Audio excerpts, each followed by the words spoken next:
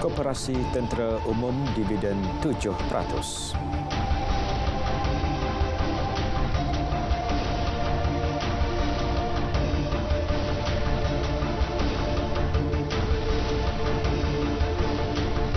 Assalamualaikum dan salam Malaysia Madani. Berita tengah hari bersama saya Muhammad Shah Musa. Yang di-Pertuan Agong Al-Sultan Abdullah Riayatuddin Al-Mustafa Billah Shah hari ini menzahirkan ucapan selamat Hari Bapa kepada semua insan yang bergelar bapa. Turut menzahirkan ucapan ialah Raja Permaisuri Agong Tunku Hajah Azizah Aminah Maimunah Iskandariah menurut catatan Facebook Istana Negara hari ini. Menerusi poster hantaran di Facebook dengan kata terima kasih ayah, turut menampilkan gambar Seri Paduka Baginda berdua serta keluarga. Hari Bapa disambut pada Ahad Minggu ke-3 bulan Jun setiap tahun bagi menghargai peranan, jasa dan pengorbanan seorang ayah yang menjadi pelindung keluarga.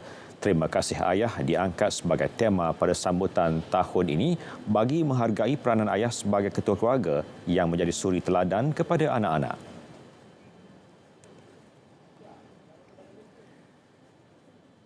Perdana Menteri Datuk Seri Anwar Ibrahim merafak sembah dan mengucapkan setinggi-tinggi tahniah kepada Sultan Kedah Al-Aminul Karim Sultan Salahuddin Sultan Badli Shah sempena sambutan ulang tahun Hari Keputeraan Baginda ke-81 hari ini. Menerusi catatan di Facebook, beliau mendoakan Sultan Salahuddin dan Sultanah Kedah Sultanah Maliha Tengku Arif serta seluruh kerabat diraja sentiasa dilimpahi rahmat dan hidayah serta berada dalam keadaan sihat, sejahtera dan penuh kedaulatan.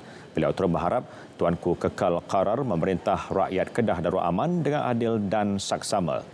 Dan sekalian rakyat akan terus memberikan ketaatan dan kesetiaan yang tidak berbelah bahagi.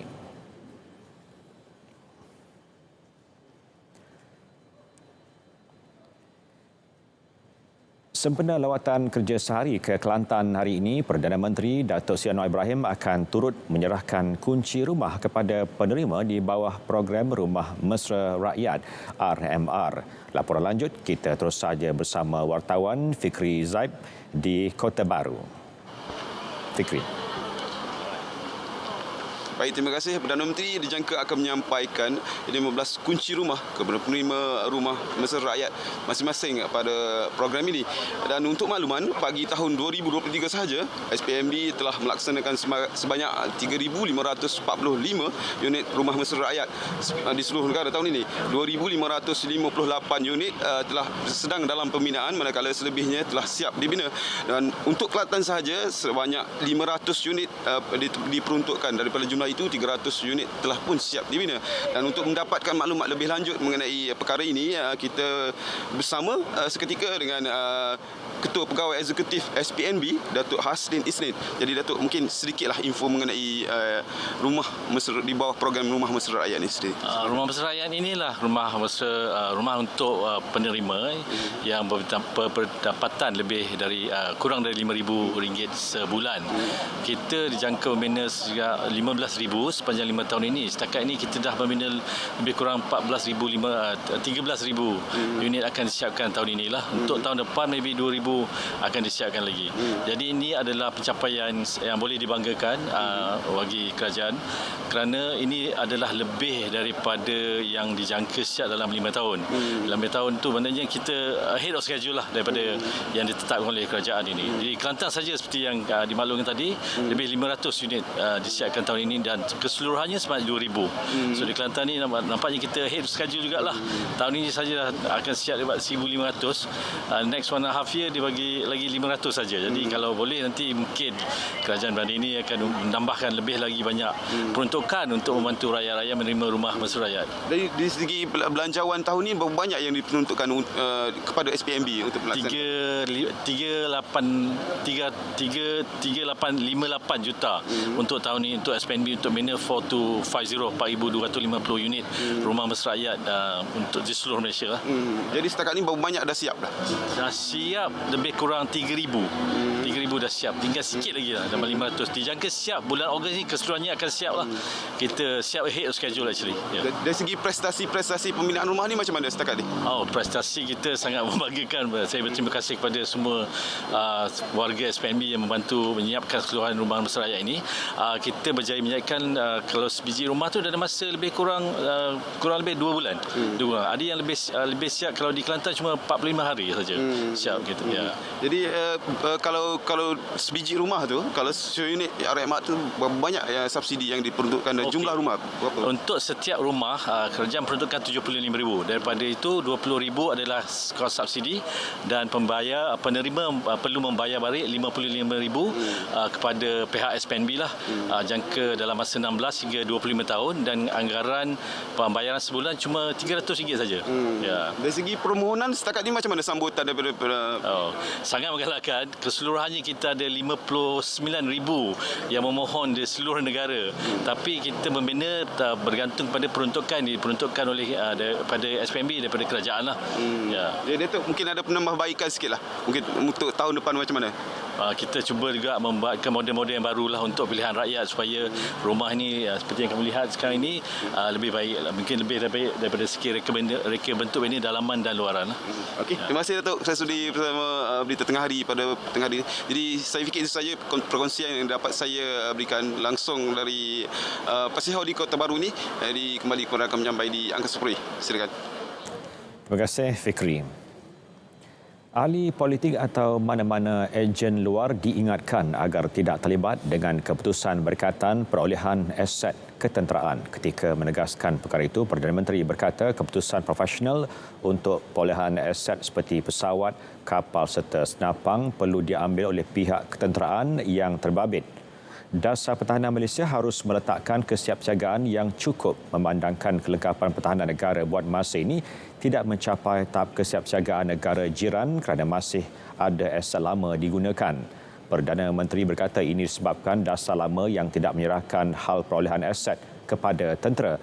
Akhirnya mengakibatkan berlaku banyak ketirisan susulan komisen yang tinggi.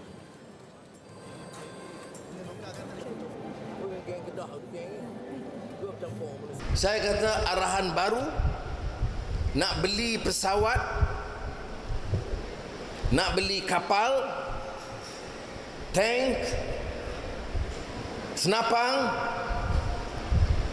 biar ambil keputusan profesional dari bahagian masing-masing. Orang politik jangan campur, ejen-ejen luar jangan campur, dan bila diputuskan, kita bincang dengan Kementerian Kewangan dari segi kos dan kita runding direct di antara dengan kerajaan-kerajaan berkenaan. Kerana yang bocor komisen itu terlalu banyak. Dalam hal lain, beliau memaklumkan kerajaan akan memberi tumpuan kepada pembinaan rumah penjawat awam termasuk tentera dan membaiki kerosakan kediaman sedia ada mulai tahun depan. Koperasi Angkatan Tentera Malaysia Berhad mengumumkan pemberian dividen 7% kepada 156,156 anggotanya bagi tahun kewangan 2022. Timbalan Menteri Pertahanan Adli Zahari berkata pembayaran dividen tersebut lebih tinggi daripada 2021. Pembayaran itu akan diagihkan sebelum sambutan Hari Raya Aidiladha. Jumlah bayaran dividen itu adalah RM130.4 juta, iaitu RM41.4 juta lebih tinggi berbanding bayaran dividen tahun sebelumnya sebanyak RM89 juta. Timbalan Menteri Pertahanan Adli Zahari berkata pemberian dividen ini jelas membuktikan koperasi tentera masih mampu memberikan pulangan yang tinggi secara konsisten kepada anggotanya walaupun negara berdepan ekonomi mencabar. Operasi tentera juga seperti mana yang dimaklumkan tadi turut menawarkan pelbagai jenis skim bantuan kebajikan, kesihatan, pendidikan dan lain-lain kepada anggota sejak perumbuhannya. Dan antara sumbangan termasuklah bantuan perubatan demi siswa, skim insentif kecemalangan, sumbangan bakti bantuan persekolahan, bantuan banjir dan khidmat kematian. So dalam tempoh 10 tahun ini, Koperasi Tentera telah menyalurkan sumbangan sebanyak 17.7 juta kepada anggotanya. Itu purata sebanyak 1.7 juta setahun dalam bentuk kebajikan yang saya maklumkan sebentar tadi. Koperasi Tentera turut melakar kejayaan tahun 2022 apabila diberi pengiktirafan sebagai koperasi premier daripada Suruhanjaya Koperasi Malaysia untuk 3 tahun berturut-turut. Bila bercakap pada sidang media sempena Majlis Perasmian Mesyuarat Agung Koperasi Tentera ke-57 di Kementerian Pertahanan Kuala Lumpur. Semua pihak perlu berperanan memastikan industri sawit negara terus diterima pasaran. Timbalan Perdana Menteri Datuk Seri Fadilah Yusof berkata mereka yang terlibat dalam industri sawit perlu mendalami dan melaksanakan prinsip-prinsip ditetapkan dalam skim pensejelan minyak sawit mampan Malaysia MSPO sebagai usaha memastikan minyak sawit dan produk berteraskan komoditi diterima pasaran. Menerusi catatan di Facebook, beliau berkata perkembangan pesat industri sawit negara tidak dicapai dengan mudah. Sebaliknya perlu berhadapan dengan pelbagai bentuk cabaran dan halangan dalam memastikan minyak sawit diterima di seluruh dunia, termasuk kempen negatif pihak tertentu yang mengatakan minyak sawit tidak baik untuk kesihatan. Dalam hal itu, beliau yang juga Menteri Peladangan dan Komoditi berkata Malaysia membuat persediaan awal dalam memastikan pengeluaran minyak sawit adalah berdasarkan prinsip ditetapkan melalui skim pensejelan MSPO yang diwajibkan kepada semua pemain industri sejak 2020. Beliau berkata sejak diperkenalkan pada 2013, pensejelan MSPO yang merangkumi 3 prinsip utama iaitu keseimbangan antara keperluan manusia, kelestarian alam sekitar dan penjanaan keuntungan menyaksikan sejumlah 661,844.12 hektar keluasan bertanam sawit atau 81.10% bagi kategori pekebun kecil persendirian menerima pensejelan MSPO di seluruh negara setakat 31 Mei lepas. 7 keluarga di daerah Kuala Muda, Kedah terjejas selepas kediaman mereka dilanda banjir kilat awal pagi tadi. Mukim Sungai Petani melibatkan 4 keluarga di Kampung Air Mendidih dan sebuah keluarga di Taman Semarak. Manakala Mukim Pekula melibatkan 2 keluarga di Kampung Pegawai Tikam Batu. Pegawai Pertahanan Awam daerah Kuala Muda, Kapten Azhar Ahmad berkata, hujan lebat lebih 3 jam bermula pukul 4.30 pagi di Mukim Sungai Petani menyebabkan limpahan air secara mengejut dan mendadak setinggi 0.3 meter hingga 1 meter. Kejadian yang berlaku dalam tempoh yang pantas itu menyebabkan penduduk tidak sempat menyelamatkan harta benda. Bagaimanapun, air telah kembali surut beberapa jam kemudian. Tiada pusat pembinaan sementara PPS dibuka.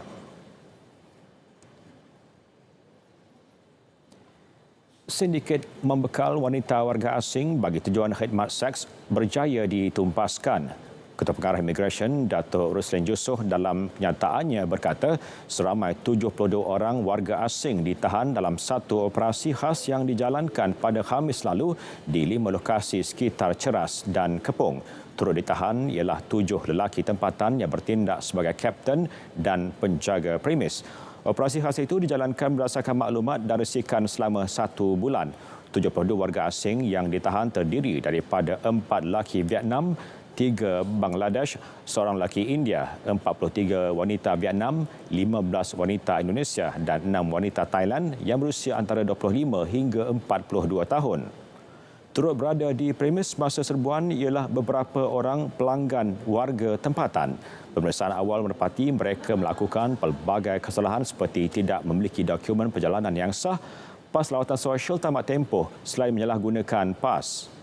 Modus operandi sindiket adalah mana-mana pelanggan yang ingin mendapatkan khidmat seks akan berurusan melalui aplikasi WhatsApp dan pelanggan tersebut akan diberikan kata laluan untuk masuk ke dalam premis. Pasukan operasi telah merampas 48 naskah pasport Vietnam yang berada di premis dan sebuah kenderaan jenis SUV berwarna kelabu.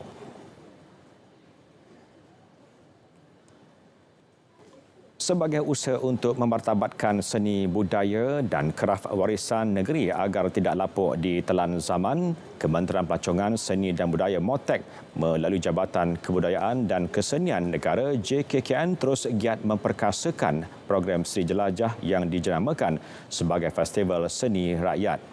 Terengganu menjadi destinasi negeri keempat bagi Seri Jelajah program ini di mana mengangkat seni persembahan rakyat negeri sebagai acara utama yang dipersembahkan kepada orang ramai. Bagi memberi ruang dan juga peluang kepada masyarakat ataupun rakyat negeri Terengganu menghargai seterusnya memertabatkan seni budaya warisan negeri Terengganu itu sendiri. Selain dari itu, turut berlangsung beberapa program kebudayaan dan demonstrasi kraf tangan tradisional setempat.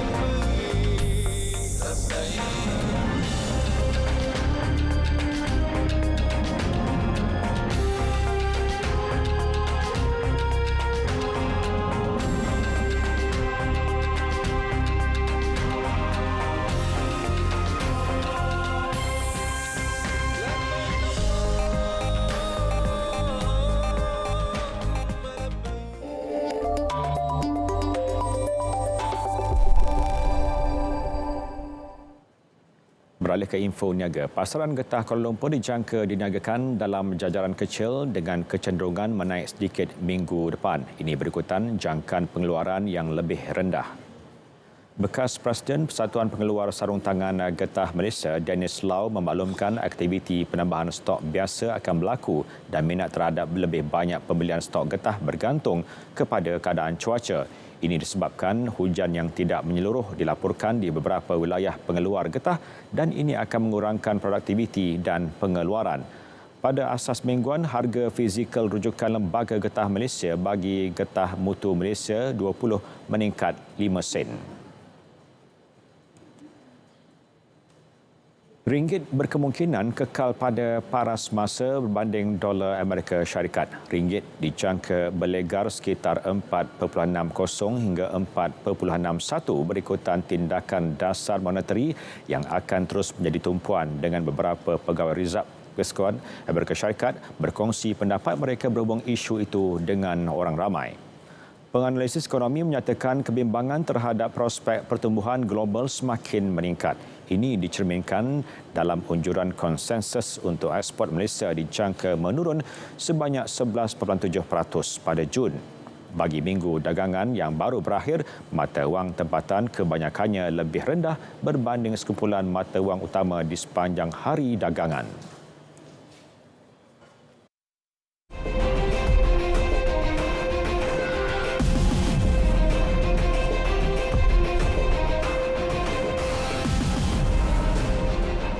Perkembangan luar negara, sekurang-kurangnya 11 mangsa maut di Rio Grande do Sul, selatan Brazil selepas taufan tropika melanda wilayah itu sejak Jumaat lalu.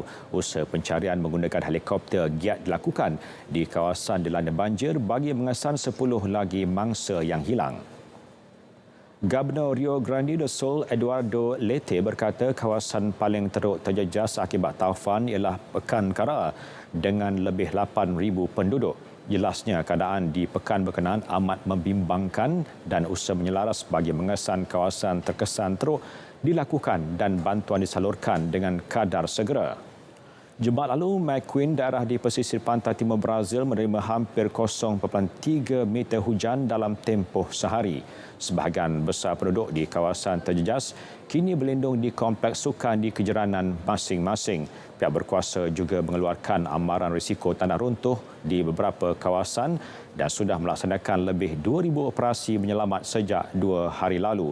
Banjir besar dengan kesan buruk semakin menjadi perkara biasa di Brazil yang sememangnya sering berdepan ancaman banjir sudah berdekad lamanya. Pemerintah Taliban mengumumkan bahawa hari terakhir pengunduran tentera Amerika Syarikat dari Afghanistan diisytihar sebagai cuti umum. Keputusan yang dibuat Majlis Menteri-Menteri itu diumumkan menerusi satu kenyataan pejabat pentadbiran pemerintahan sementara Taliban. Pada 31 Ogos 2021, pasukan Amerika meninggalkan Kabul dan tarikh berkenaan ditetapkan sebagai cuti umum. Ekoran rundingan tidak menentu antara kerajaan dan Taliban, konflik di antara kedua-dua pihak semakin meningkat pada musim panas 2021 dengan Taliban mengambil alih secara beransur-ansur. Pada masa yang sama, kuasa-kuasa asing dalam Pertubuhan Perjanjian Atlantik Utara NATO turut membawa pulang pasukan mereka selepas perang yang berlarutan selama 20 tahun. Pemerintahan baharu Taliban di Afghanistan yang tidak diiktiraf oleh negara lain sudah menguatkuasakan kembali undang-undang ketat yang menyaksikan wanita dipinggirkan daripada kehidupan sosial. Walaupun berdepan sekatan dan mengalami krisis kemanusiaan yang teruk, kebanyakan penduduk Afghanistan lega kerana tentera asing sudah berundur dari negara itu.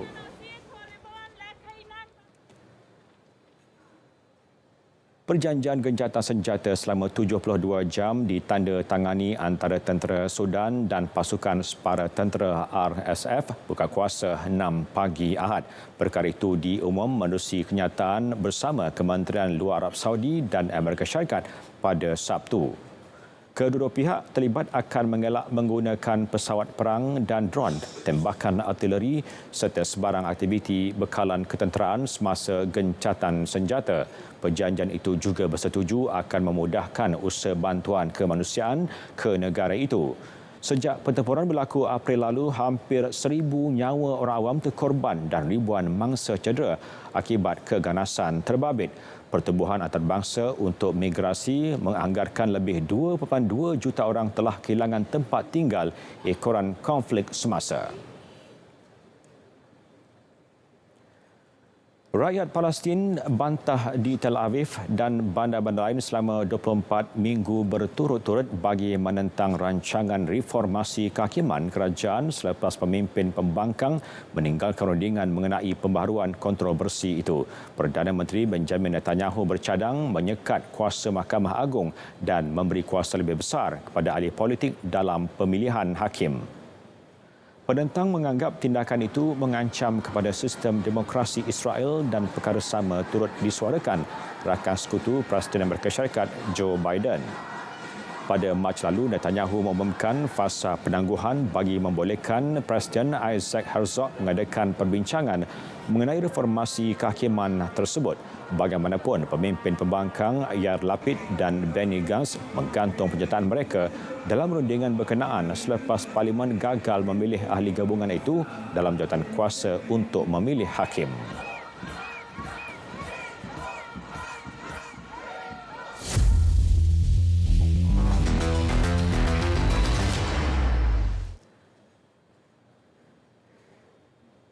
Beralih ke berita sukan, perkembangan badminton terbuka Indonesia 2023 beregu lelaki utama negara Aaron Chia Soh Woo Yik terus menceriakan kem badminton negara pada kejohanan apabila mengesahkan slot final kejohanan malam tadi.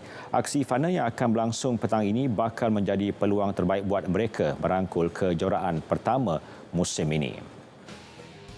Pilihan kedua kejohanan ini berdepan dengan tekanan ribuan penonton di Stadium Istora Senayan dan ketinggalan set pertama sebelum bangkit menyingkirkan beregu tuan rumah Pramudia Kusumawardana Yeremia Eric Yaakob rambitan 12-1, 23-1, 21-13 dalam masa 57 minit pada separuh akhir. Pada aksi final hari ini, Aaron Woo Yik beregu ranking ketiga dunia akan berdepan lawan dari India, Sairaj Rankireddy dan Chirag Shetty yang ketika ini menghuni ranking ke-6 dunia. Gandingan India itu melangkah ke final selepas mengatasi pasangan Korea Selatan Kang Min Hyuk, Seo Seung Jae 17-1, 21-19, 21-18 dalam satu lagi aksi separuh akhir. Kejohanan berbasikal Terasia 2023 saingan hari ini pastinya tertumpu kepada acara Kerin. Dato' Azizul Hasni Awang akan meneruskan pemburuan gelaran untuk acara tersebut. Kali terakhir beliau menjuarai acara kegemarannya itu pada edisi 2015 di Nakhon Ratchasima, Thailand. Jelas Dato' Azizul Hasni beliau akan memanfaatkan saingan acara tersebut dengan sebaiknya. Pada Jumaat, Dato' Azizul Hasni berjaya meraih gelaran Raja Pecut Asia selepas menewaskan Kaya Ota dari Jepun pada kejohanan yang berlangsung di Velodrome Nasional Nilai.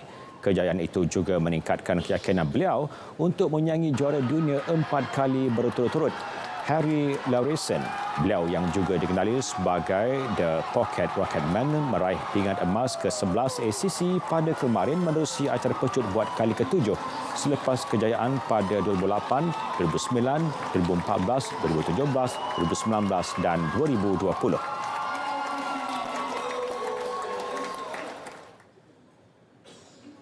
Saingan kelayakan Euro 2024, Portugal mempamerkan aksi cemerlang apabila tidak berdepan masalah meraih kemenangan menentang Bosnia-Herzegovina 3-0. Kemenangan itu membolehkan Portugal kekal sebagai pendahulu kumpulan J dengan 9 mata selepas 3 perlawanan berlangsung. Dalam aksi yang berlangsung di Lisbon awal pagi tadi, menyaksikan gol awal dijaringkan oleh Bernardo Silva pada minit ke-44. Gol tersebut membolehkan Portugal mendominasi permainan dengan baik terutama pada awal babak kedua. Pada minit ke-77, giliran Bruno Fernandes meledak gol kedua Portugal untuk selesa mendahului 2-0. Fernandes sekali lagi memanfaatkan peluang terhidang apabila melengkapkan 3 gol Portugal pada perlawanan itu pada masa tambahan. Perkembangan Liga Perdana Inggeris, Tottenham Hotspur kini sah menandatangani pemain bintang Sweden Dejan Kulusevski untuk tempoh 5 tahun sehingga 2028. Media tempatan melaporkan perpindahan pemain itu ke Spurs melibatkan kos $32.04 juta. Beliau yang sebelum ini hanya dipinjamkan oleh Juventus selama 18 bulan menunjukkan prestasi cemerlang. Kulusevski dengan 37 penampilan membantu Spurs menewaskan Manchester City 3-2 dalam kemunculan awalnya Februari tahun lalu. Sebelum ini Spurs dilaporkan melantik bekas jurulatih Celtic Ange Postecoglou sebagai pengurus baharu Tottenham.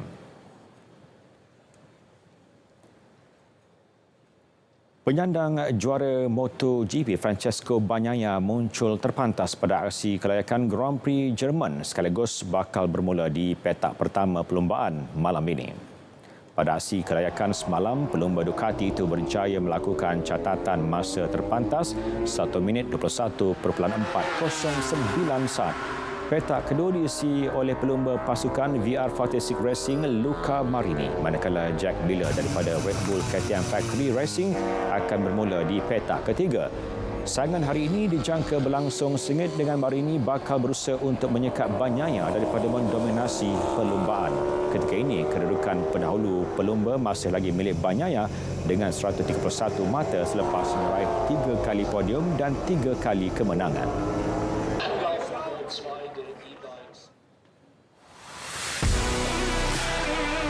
Nak tengok pemain bola baca berita? Saksikan saya, Steffi Sidu dalam Stadium RTM 17 dan 18 Jun ini.